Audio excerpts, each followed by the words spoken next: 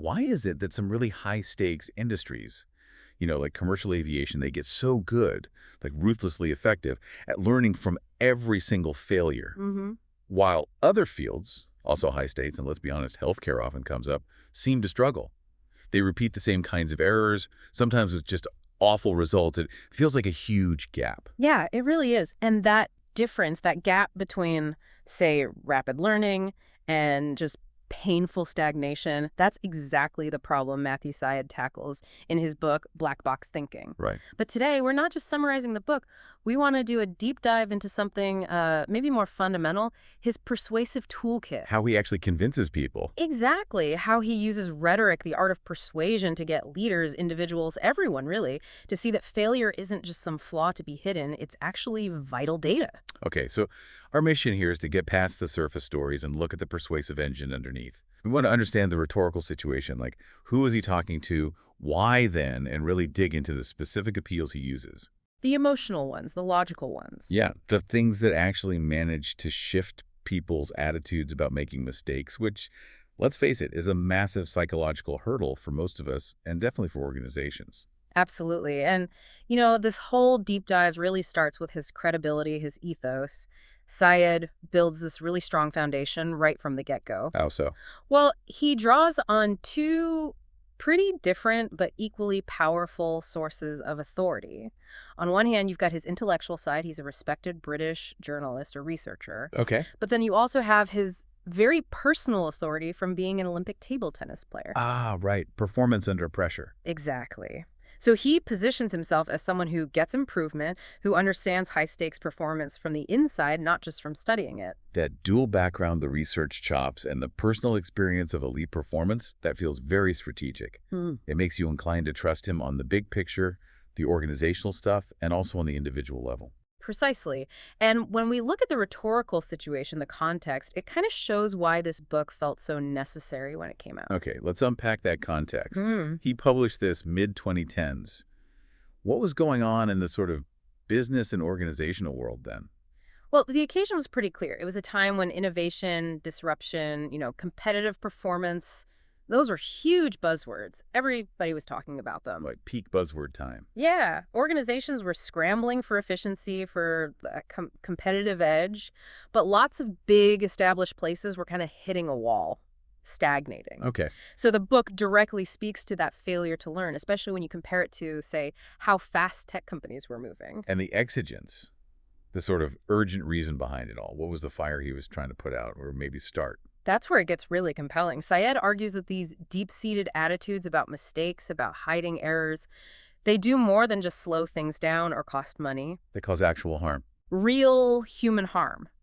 That's the core of his urgency. He focuses so much on feels like medicine, where, a culture of silence or defensiveness around mistakes can literally be fatal. Wow. So the need to stop preventable deaths, preventable injuries, that's the moral and practical engine driving his call for accountability.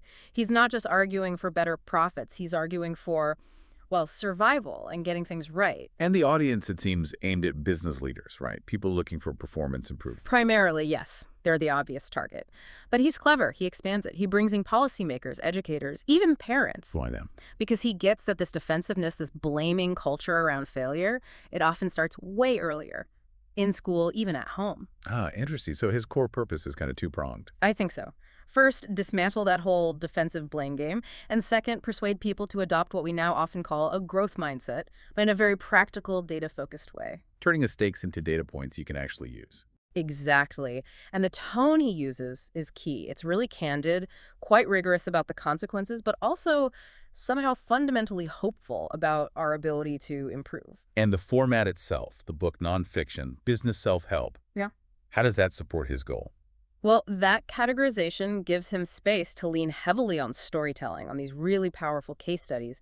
And crucially, it lets him build the whole thing around one central unifying metaphor, The black box. which makes a really complex idea feel instantly understandable. Yeah, it does. So let's get into those classic rhetorical appeals he uses. He's not just telling stories, he's building an argument, right? Designed to get past our natural defensiveness. Definitely. It's a structured persuasion effort. Okay, let's start with ethos again. I mentioned his background, but when he's talking about complex fields like aviation engineering or surgery, How does he keep that credibility going? He wasn't a pilot or a surgeon. No, but he reinforces his trustworthiness by constantly pointing to really authoritative examples that are hard to argue with. Such as, Things like the scientific method itself, where testing hypotheses where failing is fundamental to progress. okay. And, maybe most importantly, the standardized, safety-first, systematic procedures of the entire aviation industry. Ah, so he's basically saying, look, I didn't invent this. The people who run the safest systems in the world already mandate this kind of failure analysis. Exactly. He transfers the credibility from those established, successful systems onto his argument. It's very effective. Okay, so that's ethos. Then there's the logic side, or the logos. How does he use logic to convince someone to, say, openly admit a major mistake? That feels like it goes against basic human instincts sometimes. Well, his arguments are really well structured, using detailed case studies. It's not just vague ideas, it's often backed by data, by historical comparison. Showing the positive results of learning from failure over time. Precisely. He demonstrates the compounding benefits. He essentially builds a logical, almost mathematical case that learning from failure leads to better outcomes. He highlights the cost, economic, performance, safety of staying in a closed loop of denial. So making the switch to an open system becomes the only rational choice. Pretty much. It stops being about bravery and starts being about necessity, based on the evidence. That makes sense. But logic, even strong logic, doesn't always push people or organizations to make really hard changes, does it? Especially if careers or reputations feel like they're on the line. No, absolutely not. And that's why pathos, the appeal to emotion, is so critical in his work. Syed knows that just talking about efficiency gains won't break through deeply ingrained defensive cultures. Right. And this is where it gets really powerful, I think. He doesn't hold back on the emotion. He tells these vivid, specific stories of tragedies. Yeah, the accounts of preventable deaths, particularly contrasting aviation incidents with healthcare errors, they're designed to create real empathy, right? Yeah. And to underscore just how high the stakes are when systems don't learn. It hits you hard. It does. He uses that fear, that sense of tragedy, to motivate people towards change. But, and this is important, he seems to manage it without being purely manipulative. How does he do that? By quickly offering a hopeful, practical alternative.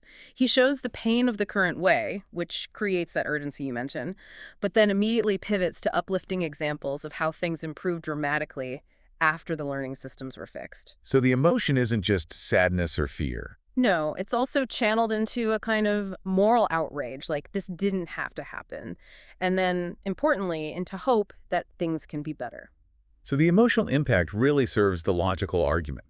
It shows the terrible cost of not changing, making the reader more receptive to the logical solution he's offering. Exactly. Change becomes an ethical imperative, not just a practical one. And this whole argument, logic and emotion, it's all packaged within that one key rhetorical device. We have to talk more about the metaphor. The black box. It's brilliant because it's so simple and recognizable. But just analytically, what's the rhetorical work that metaphor is doing, beyond just being a catchy name? Well, the power lies in how it helps externalize and standardize the process of analysis. A physical black box is just a data recorder. It's impartial. It doesn't point fingers. Right. It asks what sequence of events occurred, what data was available, not whose fault was this. So by introducing this concrete object, he gives organizations a kind of mental tool, a ready-made concept to frame failure analysis differently. Taking the personal shame out of it. And replacing it with a more scientific, data-gathering mindset. That separation of the error from the person is huge psychologically. It makes the idea of open analysis feel safer. Okay, that makes sense. But you mentioned earlier that maybe the most compelling strategy he uses is contrast and juxtaposition. Yes, absolutely. He structures so much of the book around pitting two different worlds against each other. It creates this immediate tension for the reader. Tell us about those two worlds. Why is that contrast so rhetorically effective? He constantly contrasts aviation's open system where, errors are systematically investigated, usually without immediate blame, focusing on system flaws. He contrasts that with the closed systems he identifies in places like medicine. Where defensiveness, protecting reputations, the sort of culture of heroic infallibility, discourages people from speaking up about mistakes. Exactly. And that contrast is incredibly powerful because it's not just theoretical. He's showing a real working alternative that demonstrably leads to better safety outcomes. It's the ultimate look, it can be done, and here's proof I argument. Precisely. By laying them side by side, aviation getting safer, healthcare still grappling with known preventable issues, he provides this stark, almost morally charged choice. Makes you want to choose the open system. Right. And then he uses other rhetorical tools to reinforce that core contrast. Like what else? Well, things like repetition, he hammers home key ideas, learning from mistakes, growth mindset again and again, so they really sink in. And the stories, the narrative, and a anecdote, we talked about the emotional impact, but they also make abstract ideas feel personal, right? Absolutely. He doesn't just throw statistics at you, he tells stories about pilots, surgeons, athletes. It makes these big organizational concepts relatable no matter what your job is. Yeah. And finally, you see illusion. He references scientific thinkers, historical parallels, and widely known concepts like Carol Dweck's growth mindset. What does that do? It places his argument within a larger, respected intellectual landscape. It signals to the reader, this isn't just my pet theory, it's part of a broader shift towards evidence-based thinking and continuous improvement. Okay, so pulling it all together, the ethos, pathos, logos, the metaphor, the contrast, repetition, stories, how effective is this whole rhetorical package? Did it actually achieve his goal of pushing for change? I think the book's impact speaks for itself. It definitely succeeded in popularizing the idea of talking openly about failure, taking it way beyond academic or niche industry circles. Why do you think it resonated so widely? Because it managed that tricky balance. It connected on an emotional level using those powerful stories, but it also delivered a rigorous, logical argument. It made complex ideas feel accessible without dumbing them down. That allows it to speak to leaders, specialists, and just general readers all at once. And it's critical to remember, this wasn't pitched just as a way to make businesses more efficient or profitable, was it? No, not at all. At its heart, it's about safety and performance, often in life or death contexts. The call for transparency, for systematic failure analysis, is consistently framed as a moral responsibility. Especially where lives are on the line. Exactly. It shifts the question from, is this good for the bottom line, to, is silence ethically defensible when people could be harmed? So wrapping up the analysis, what's the big takeaway? The black box model isn't just presented as a smart strategy. No, Syed elevates it. He positions it as both an ethical must-do and a proven, practical path to achieving excellence and safety together. So we've really broken down how Matthew Syed uses these tools, tragedy, credibility, the brilliant metaphor, solid logic, to try and chip away at these really ingrained cultural norms that punish mistakes. Yeah, he builds a rhetorically powerful case for why organizations need to change how they view failure if they truly want to grow and improve. But even with such a compelling argument, the ultimate hurdle isn't the book itself, is it? No, the constraint is always going to be the reader's or the organization's actual willingness to embrace failure and transparency.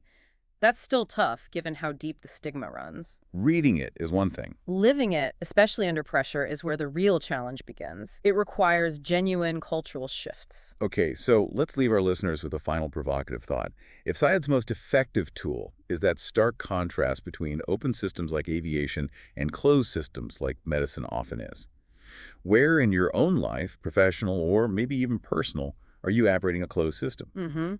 Where our mistakes may be hidden, downplayed, or only whispered about. Think about what that silence might be costing in terms of learning, progress, maybe even in terms of ethics. What's the real price of staying quiet about mistakes?